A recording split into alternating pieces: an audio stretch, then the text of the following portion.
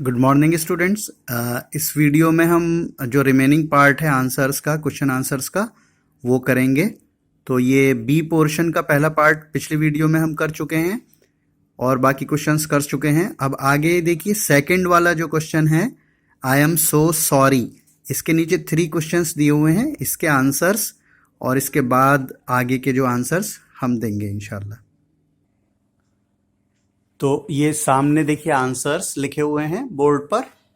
ये आपका 2 वाला जो है, बी पोर्शन का 2 वाला, I am so sorry doctor Einstein, she said, giving me a cold look that you missed so much.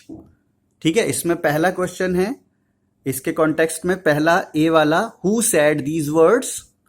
तो देखिए आंसर लिखा हुआ है, the hostess of the party said these words.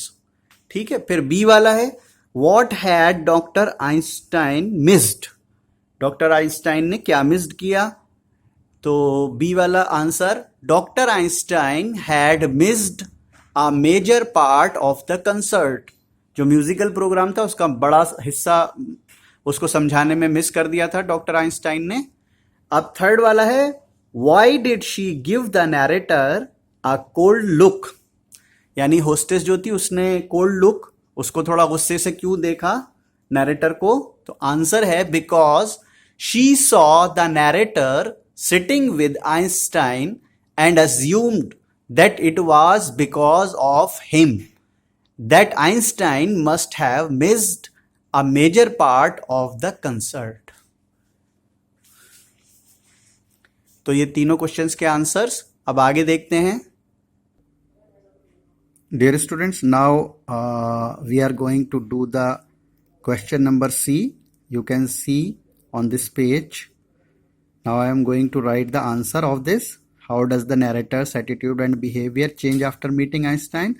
Draw a comparison in the attitude and behavior of the narrator. So before meeting Einstein and after meeting Einstein. Okay?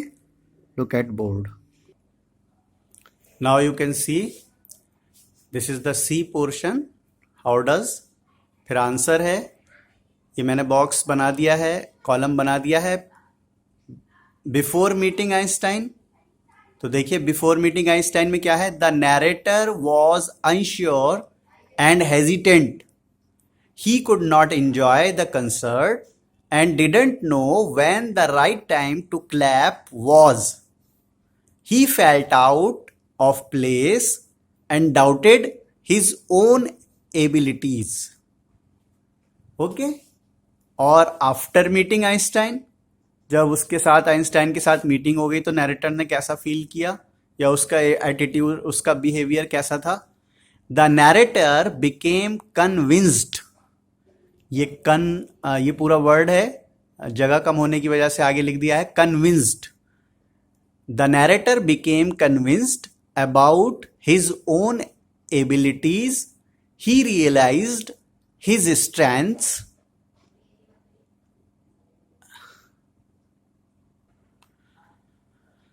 the narrator became convinced about his own abilities, he realized his strengths and became self-assured, he was able to enjoy the concert sincerely and clapped wholeheartedly when it ended।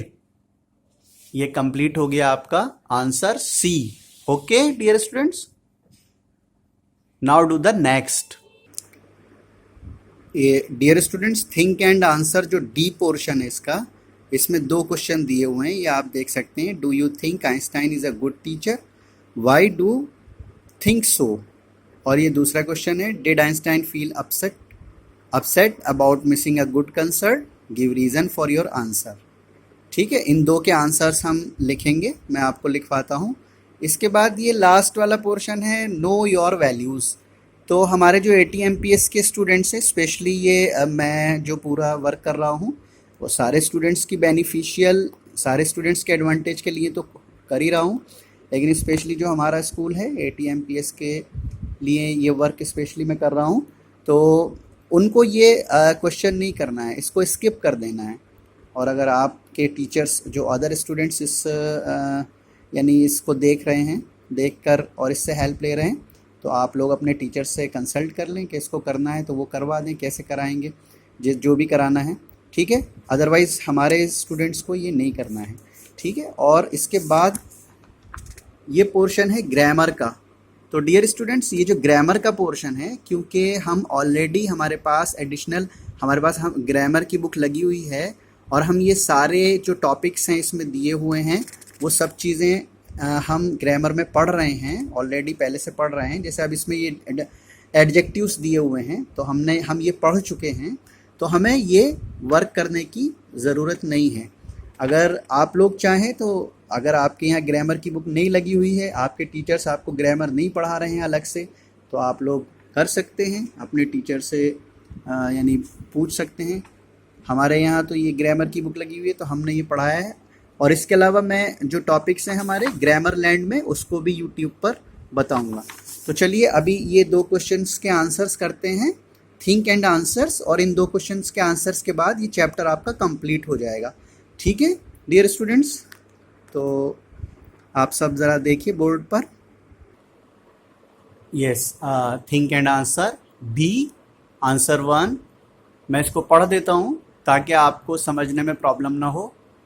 Yes, I think Einstein is a good teacher, full stop लगाएंगे teacher के बाद, फिर आगे capital letter से start करेंगे। When he saw that the young man was uncomfortable, ये break करके लिखा है आगे, अनकम्फर्टेबल, BLE आगे लिखा हुआ है। Man was uncomfortable and felt out of place, he took it upon himself to help him, full stop. Moreover, comma, he taught him with the help of the relatable practical examples, full stop लगाएंगे. He brought in the simple logic and calculations of mathematics to help the narrator understand the basics of music. अब आगे है, not only did he help him understand the basics but he also helped him gain his lost confidence back. ये पहले का answer है, आप इसको अच्छी तरह देख सकते हैं, आपके सामने है ये, ठीक है। अब दूसरा करते हैं। Yes students, now you can see the second answer of D, question D. मैं इसको पढ़ देता हूं, I am going to read it. No, Einstein did not mind missing out on the concert, full stop. He was not upset and we can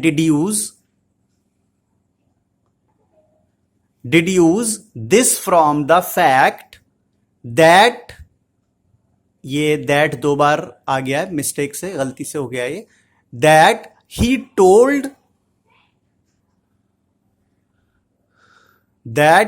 told the hostess that he and his young friend were engaged in the greatest activity human beings were capable of, which is opening the frontiers of beauty. That's all students, ये video complete हो गया है और आपका ये chapter भी complete हो गया है, ठीक है। ये तीसरा चैप्टर था 7th क्लास बज़वर्ड का, और इसमें जो भी क्वेश्चन आंसर्स मुझे करवाने थे वो मैंने करवा दिए हैं। आप लोग, जैसे मैंने पहले बताया था, आप लोग पहले खुद से करने की कोशिश करें, then after you can help from this, you can take help from this video, okay, ठीक है। अल्लाह हाफिज, take care all of you.